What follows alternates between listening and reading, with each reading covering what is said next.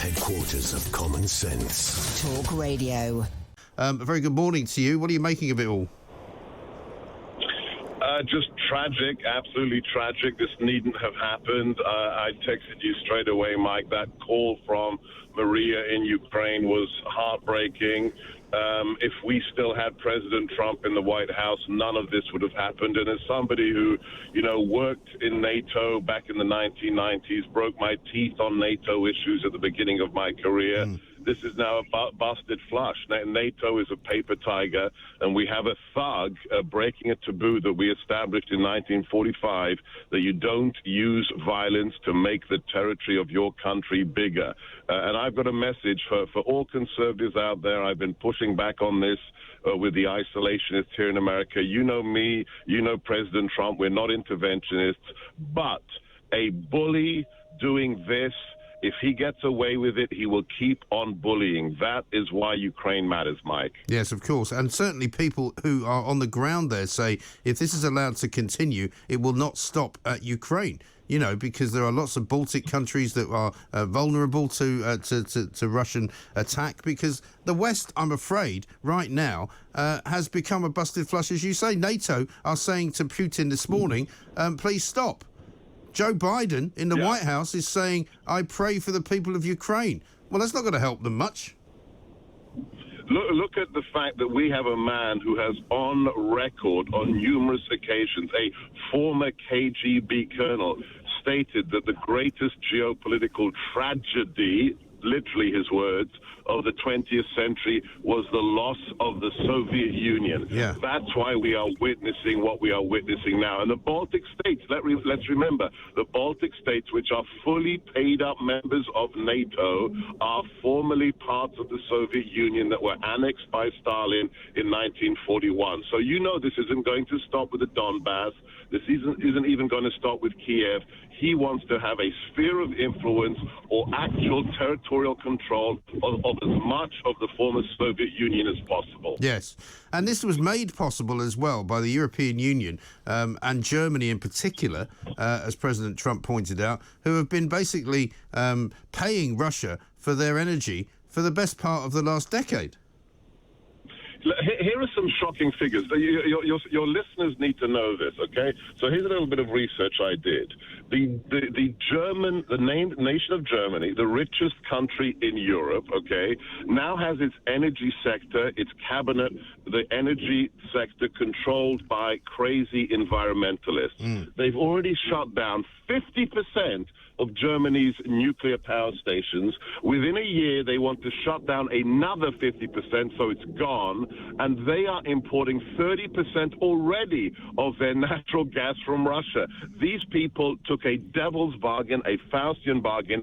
They got in bed with Moscow. They got in bed with Putin. And that is another reason why this is happening. It's not that they're not stopping Putin. They're actually facilitating Putin. We saw the same thing in America. What happened the first day? The very first day of the Biden administration, he comes in and kills the XL Keystone pipeline, which makes us more dependent on foreign oil. The sheer insanity of the left is one of the reasons why we are where we are today, Mike. And I was told this morning by former NATO commander Chris Parry that America's kind of weakness in NATO now is also a problem going forward.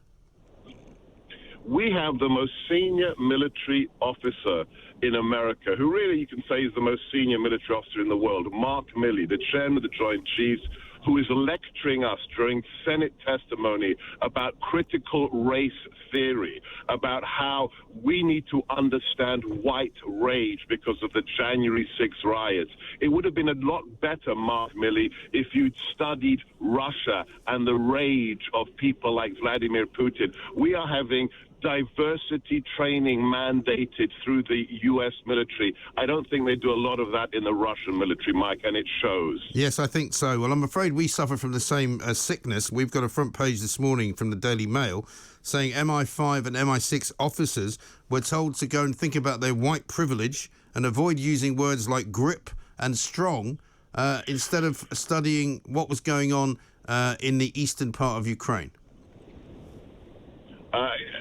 The crazies have taken over, Mike. This wokeness. This is when these stories are published.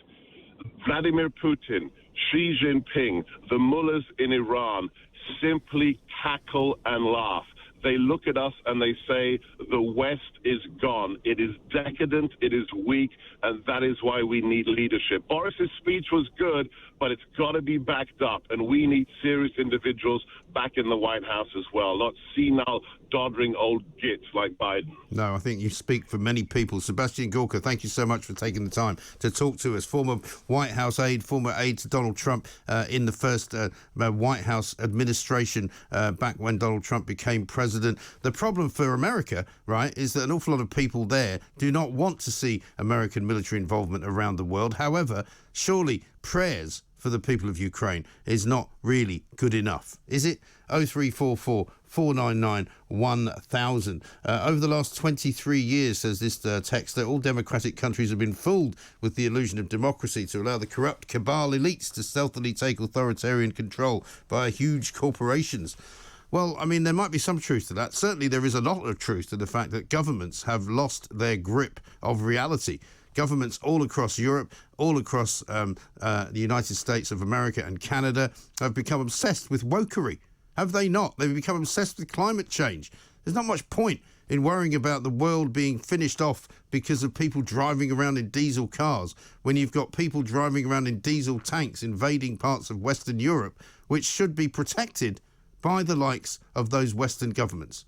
I'm afraid the game is up. It's time to change the record. It's time to go back to strong leadership, time to go back to strong defence, and it's time to stop the likes of Vladimir Putin from going where he likes, doing what he likes, and not bothering about the consequences. Because that, ladies and gentlemen, is where we are. Don't forget, here at the Independent Republican Mike Graham on Talk Radio, we will keep you updated throughout the day, but also look to our YouTube channels because we have more than one, and we have several right now live streaming from Ukraine so you can see what's actually happening on the ground as it happens every single minute by minute. This is Talk Radio. Good talk. Hot talk. Bold talk. Talk Radio. Listen on your smart speaker. Watch it live on your smart TV. The world headquarters of common sense. Talk Radio.